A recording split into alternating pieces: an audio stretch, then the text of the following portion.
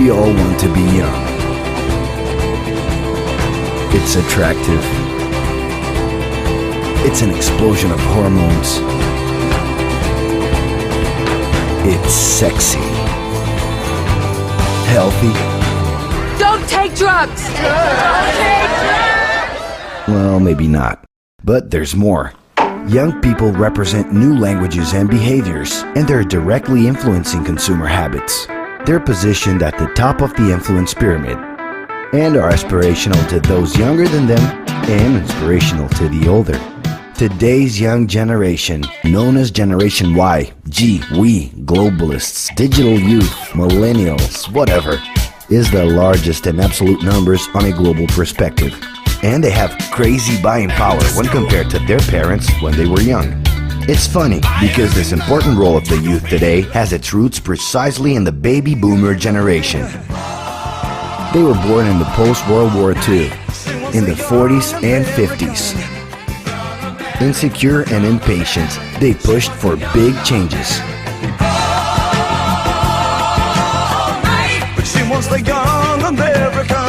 They were the first generation to conquer the right to be young, inventing what came to be known as the youth lifestyle. If your time to you is worth saving, then you better start swimming or you'll sink like a stone, for the times they are a-changing. They were handed the keys to the house and the freedom to come and go. They took over the academic centers, big festivals, and streets. Because of this, they were nicknamed Liberated Youth. From the outside, it seemed they were a little nutty, but the talk of peace, love, free sex, and flower power stayed influencing behavior till today. And actually, all of that must have been pretty fun. And speaking of fun, we can't forget about Generation X. Born in the 60s and 70s, they enjoyed the rights conquered by the baby boomers, living a guilt-free search for pleasure. Life moves pretty fast.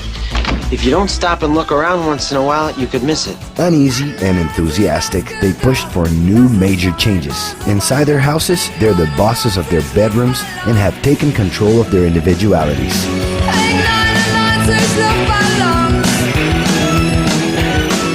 Generation X is in love with stereotypes, fed by marketing and publicity boom. As much as in the corporate universe as in entertainment, Generation X is remembered as the competitive youth. It's not just a job for him, it's a war. But now is a whole different game. Young people have changed the rules again.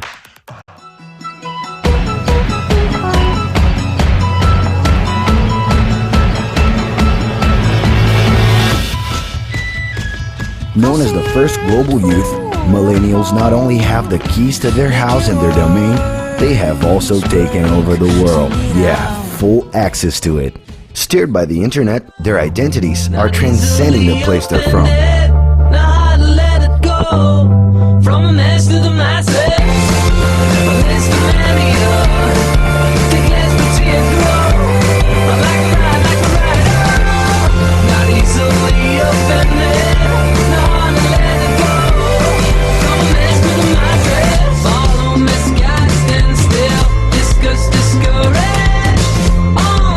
This isn't happening by pure coincidence. Globalized consumerism promotes aesthetic and behavioral connections with other youth around the world. The internet is allowing personal content to gain stratospheric dimensions, where everything can be remixed. Whoa, that's a full rainbow. All the way. Double rainbow. Oh my God.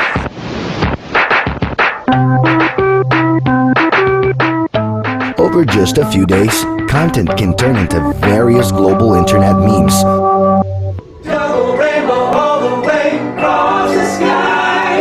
Yeah, yeah. He's climbing in your windows, he's snatching your people up, trying to rape them, so y'all need to hide your kids, hide your wife, hide your Also kids. acquiring relevance outside of the network.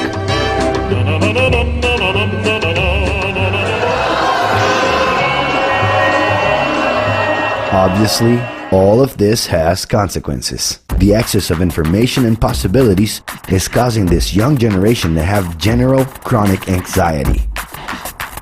It's getting more and more necessary for them to choose the right filters to organize their experiences with all of that content and people in their lives. The fear of being overwhelmed and lost among the crowd forces them to use hyperbolic languages to express themselves. I am like so in love with Twilight. Leave Brittany alone! It's not always easy to understand what millennials are saying. That's because they've developed a non-linear way of thinking that exactly reflects the language of the internet, where an infinity of subjects can be followed at the same time. For these millennials, it is natural to start out with something and end up in somewhere else. But do not panic. It's organic. Today, it's cool to know and be various things at the same time. It's a lot different than in the 80s when young people had radical vision about the power of groups. You were one thing or another. In the 90s, the power of the tribes was no longer such a cool thing to be associated with. Some started calling themselves normal in order to pass through the different groups. Today, being normal has become boring. And in spite of neutralizing differences, it is cool to express them. All the single ladies, all the single ladies, all the single ladies, all the single ladies, all the single ladies, all the single ladies, all the single ladies. It is possible to be a surfer, DJ, rocker, nerd, cinephile, designer at the same time. We're talking about the most plural youth generation in history. It is a plurality which guarantees that the young can simultaneously recognize themselves even with their personal differences. Their new extended social network has resulted in a bigger number of short-term style personal relationships. It is also visible in their work, in which traditional career plans and hierarchical systems are losing strength. More and more, they want to unite work with pleasure. But that's not so they can achieve a hedonistic lifestyle. Pleasure comes in pre-programmed breaks. Young millennials are pragmatic. They're also more realistic.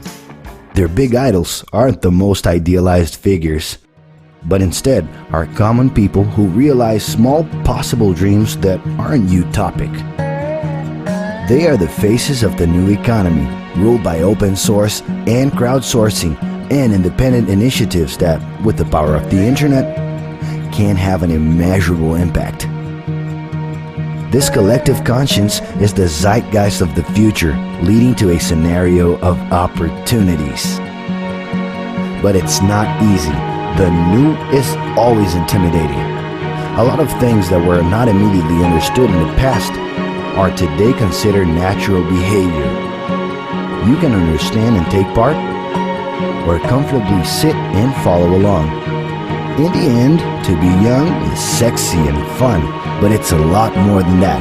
It comes with questions and big ambitions. If you think you already know enough and are at peace with your place in the world, well then congratulations, you're officially dead. More than ever before, in order to understand the world, it is necessary to understand these youths, who are the catalysts to big changes. And there's an added bonus. To understand the evolution of the world is a search that could keep us young forever.